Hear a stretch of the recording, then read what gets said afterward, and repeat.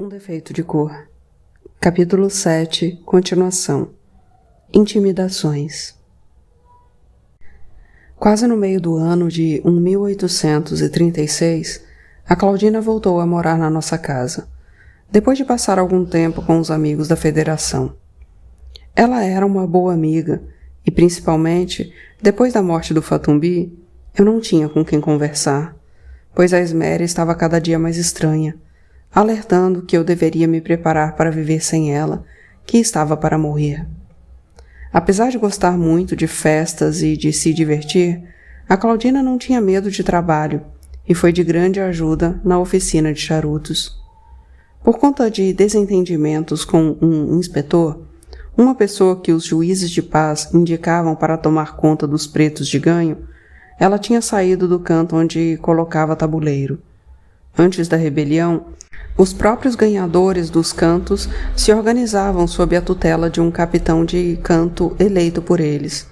Mas depois da rebelião, o capitão de canto foi transformado em capataz e tinha que prestar contas a um inspetor de capazaria, sempre branco e brasileiro. Todos os meses, o capataz atualizava uma ficha com informações sobre os trabalhadores sob sua responsabilidade, com nome, morada, nome do senhor, se fosse escravo, e tipo de serviço que prestava ou produto que vendia. Ele tinha que correr o canto diariamente, confirmando a presença de todos os cadastrados e investigando o motivo de ausências. E também cuidava para que não houvesse confusão no canto. E qualquer problema ou atitude suspeita tinham que ser comunicados ao inspetor, que se reportava ao juiz. A Claudina disse que o inspetor do canto onde ela trabalhava não se entendia muito bem com o capataz, prejudicando os ganhadores, que, por qualquer motivo, mesmo inventado, pagavam multas ou eram presos se não pudessem arcar com elas. A Claudina já tinha recebido 2 multas, só porque havia um risco na pulseira de metal que era obrigada a usar, contendo o seu número de matrícula municipal, ou registro de ganhadeira, como, se não bastasse, a taxa de R$60 que pagava todos os dias, para custear os salários do capataz e do inspetor. Por causa do tempo que já havia passado, eu estava um pouco mais confiante em que talvez não precisássemos deixar a casa, e com a volta da Claudina, perdi um pouco da tristeza que me acompanhava desde aquela visita ao Babalaô fim de time, pois a minha amiga era sempre uma alegria para casa. Em muitos momentos ela me lembrava a Titi Laiô ou o Ayodelê. Comemoramos a volta dela em uma ocasião muito especial, a do seu aniversário, que para mim era motivo de alegria maior, pois quanto mais se aproximava do 7º ano, mais eu me tranquilizava em relação à sua condição de abicu. Foi uma festa bonita, e o mestre Agostino não se importou de tocar um pouco de flauta, acompanhado do Dr. Jorge, que eu nem sabia que tocava um instrumento. Também estavam presentes o Sebastião, o Tico, o Hilário, o Jongo, o Adriano, a Adeola, o Tiago, o Mateus, o Dr. José Manuel, a Sinhazinha e as 3 meninas, ou melhor, 4, porque ela já carregava mais uma na barriga. Além, é claro, do seu pai, que me pareceu muito magro e triste, com jeito de doente. Eu tinha ido até a loja do Alufaali para ter notícias e convidá-los, mas ninguém soube me informar o paradeiro deles, e a mesma coisa aconteceu na loja onde morava o Aprígio. Acredito até que as pessoas soubessem, mas tinham medo de serem acusadas de traidoras pelo governo, ou, pior ainda, pelos próprios pretos, pois não sabiam a quem davam informações. Já estava quase escurecendo quando a polícia foi entrando em casa, mandando parar aquela bagunça. Eram 4 soldados, que deviam saber que ali era a casa de uma preta e se assustaram ao ver tantos brancos.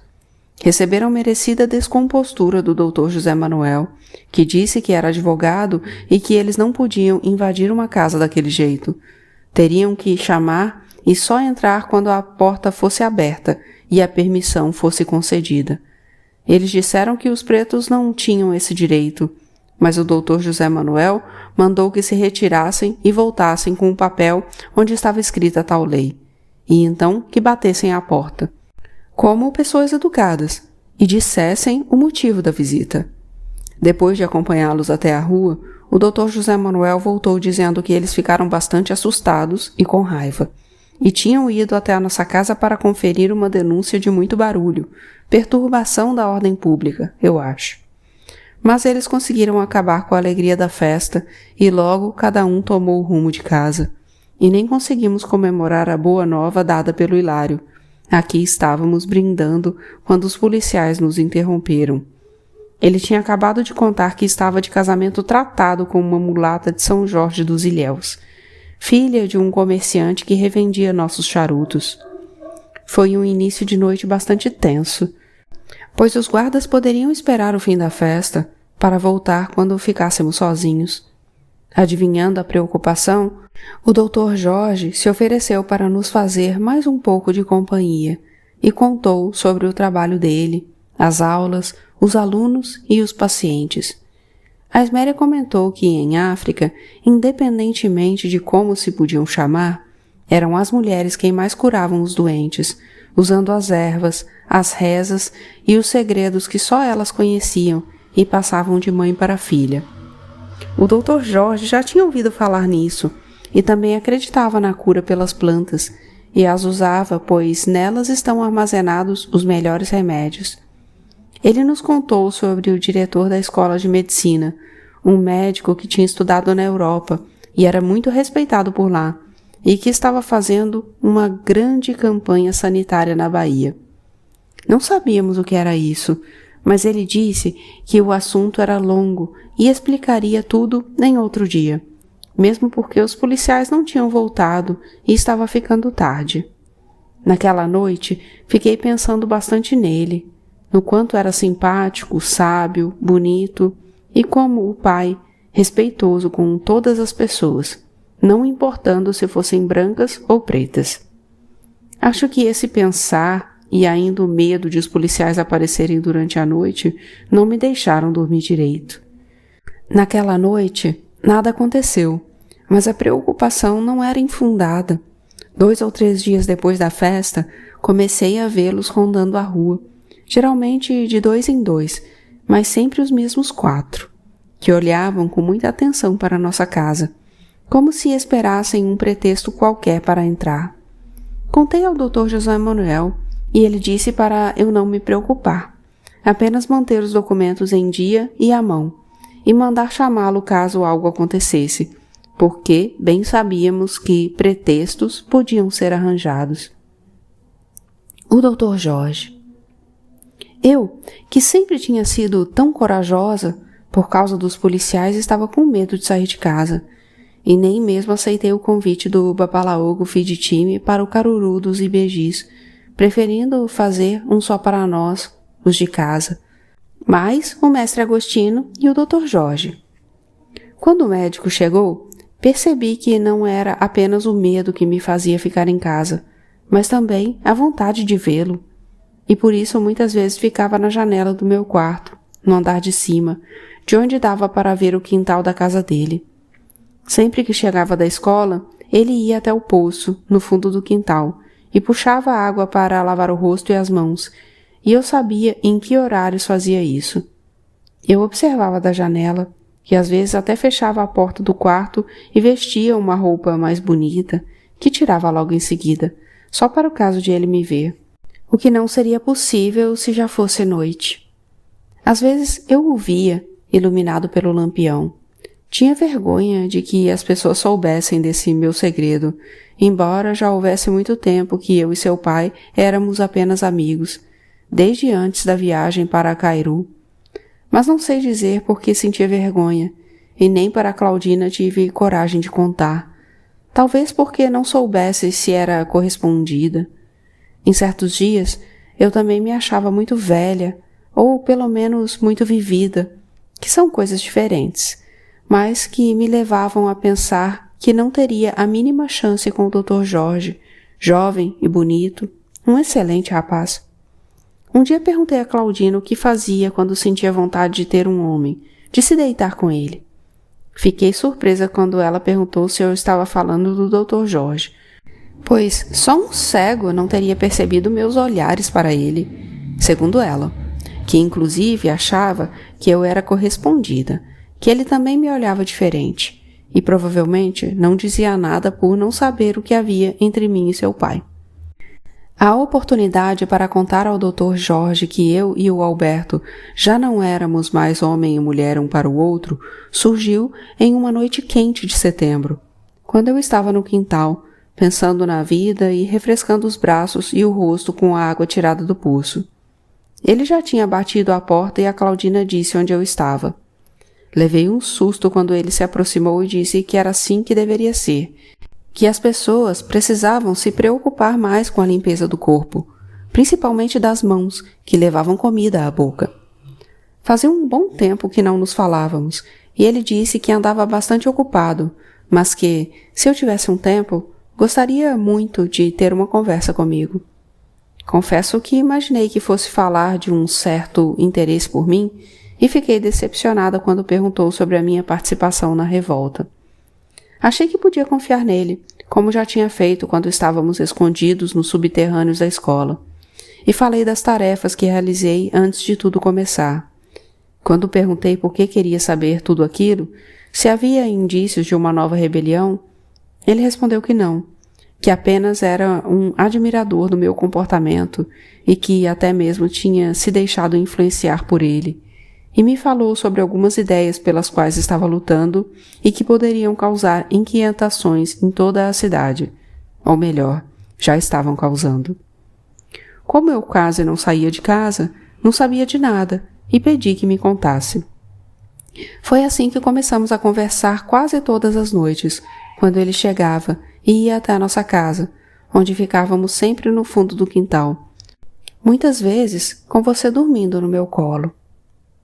Os mortos. O Dr. Jorge era católico, mas dizia que a igreja estimulava muitas superstições, sendo que uma delas, em relação aos enterros, prejudicava bastante a saúde de quem frequentava as igrejas. Todos os fiéis queriam ser enterrados no território santo, ou seja, dentro das igrejas, e quanto mais perto do altar, melhor. Não só porque assim estariam mais perto de Deus, mas também para aproveitarem as encomendações dos fiéis que lá faziam orações. O que não sabiam era o quanto isso fazia mal à saúde. Certa vez, voltando de uma missa que não chegou a acontecer, a Esméria reclamou que ninguém conseguia permanecer no ambiente, tão forte era o cheiro dos corpos se decompondo. Quando contei isso ao Dr. Jorge, ele disse que esse era um dos problemas, o cheiro, ou miasma, mas era apenas a parte que a gente podia sentir, porque a que não se sentia, essa sim era a pior de todas. Não me lembro direito da explicação dele sobre o que de fato eram os miasmas, mas sei que estavam por toda a parte. Nasciam na imundície dos becos, nas plantas se decompondo, nos pântanos e charcos, no lixo e nos dejetos das casas atirados nas valetas das ruas, nos animais mortos deixados ao ar livre, nos restos dos matadouros e curtumes. Tudo isso junto era a causa de muitas doenças que às vezes atacavam boa parte da população, mas a decomposição dos mortos dentro das igrejas, um grande perigo para quem frequentava principalmente as missas da manhã. Algumas pessoas morriam quando entravam nas igrejas e respiravam o ar infecto que ficava preso lá durante toda a noite. A morte também era quase certa para os trabalhadores que abriam as covas e tinham a falta de sorte de pegar as que abrigavam mortos recentes, pois a maioria das pessoas era enterrada em covas comuns, mediante o pagamento de esmolas. Poucos tinham dinheiro suficiente para pagar por covas particulares que ficavam pertencendo a uma determinada família.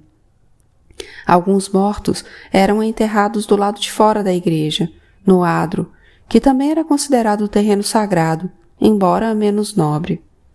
Para lá iam os escravos e os pobres que não tinham condições de pagar as esmolas exigidas pelos padres, e nem sempre eram enterrados como se devia, a 7 palmos, ameaçando a saúde da população que vivia ao redor. O Dr. Jorge contou sobre uma casa que tinha visitado a pedido dos moradores, de parede vizinha ao átrio da igreja. O problema era a tal parede, de onde escorria um líquido gorduroso, infectado e mal cheiroso.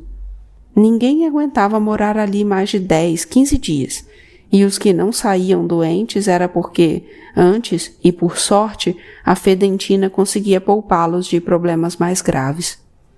Eu nunca tinha prestado muita atenção àquelas coisas, pois não imaginava que alguns tipos de doenças podiam ser causados pelo que ele chamava de falta de saúde pública. A cidade ficava doente e, junto com ela, os moradores. Além de falar muito sobre os novos hábitos que deveriam ser adotados, os médicos e vereadores da capital tinham conseguido aprovar uma lei que dizia que os mortos tinham que ser sepultados em lugares próprios para eles, os cemitérios.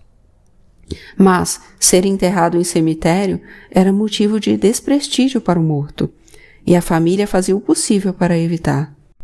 Existiam poucos cemitérios na cidade, como o do Campo da Pólvora, e alguns outros criados pelas principais irmandades, mas tinha-se a ideia de que para eles iam apenas os suicidas, os criminosos, os indigentes e os escravos. No caso dos escravos, se fossem mesmo enterrados, porque muitas vezes, principalmente nas fazendas, eram abandonados ao ar livre, à fome dos bichos ou, quando muito, em uma cova que não resistia às chuvas mais intensas e insistentes, ou ao cavalcar de animais atraídos pelo cheiro. Foi o Dr. Jorge quem me contou que todos os pretos que morreram na rebelião dos Mussurumins tinham sido enterrados no Campo da Pólvora. Além de convencer a população de que seria melhor para os vivos mandarem os mortos para um cemitério, havia ainda outro grande problema. Os enterros dentro das igrejas ou dos depósitos de corpos dos carneiros das irmandades eram negócios dos quais os religiosos não queriam abrir mão. Ganhavam dinheiro para preparar e transportar os corpos dos banguês ou caixões com a venda das mortalhas, com a esmola que os parentes davam para que o morto conseguisse um bom lugar dentro das igrejas e com a encomenda de missas, que, às vezes, chegavam aos milhares, para todo o sempre. Mas não eram apenas os religiosos que lucravam com os mortos, pois boa parte da população pobre também era paga para acompanhar enterros, porque um grande número de pessoas significava maior prestígio para o morto, como também se dava grande valor ao número de rezadeiras e carpideiras, funções exercidas pela maioria de pretas velhas da capital. Tudo isso poderia acabar com a vigência da nova lei que proibia o enterro nas igrejas e irmandades, função que passaria a ser exercida exclusivamente, se não me engano, por um período de 30 anos, por uma empresa que tinha acabado de construir um cemitério novo, o Campo Santo. Essa empresa, de acordo com o Dr. Jorge, pertencia a alguns médicos e comerciantes ricos que queriam adotar em São Salvador o que já estava sendo feito nas mais importantes capitais da Europa. Os sócios da empresa e os que eram favoráveis ao projeto deles foram chamados de cemiteristas e tinham a antipatia de toda a população pelos mais diversos interesses. Como o cemitério era afastado da cidade, eles pretendiam usar carros funerários, o que tornaria bastante difícil o acompanhamento dos esmoleiros, que não teriam mais tempo de voltar à cidade e participar de várias cerimônias por dia. Então, um dia antes de a lei entrar em vigor, houve uma grande revolta, que ficou conhecida como cemiteirada. A cemiteirada. Antes mesmo de o nascer do sol, começamos a ouvir um repicar de sino sem igual, e a Esméria comentou que devia ser o enterro de algum figurão.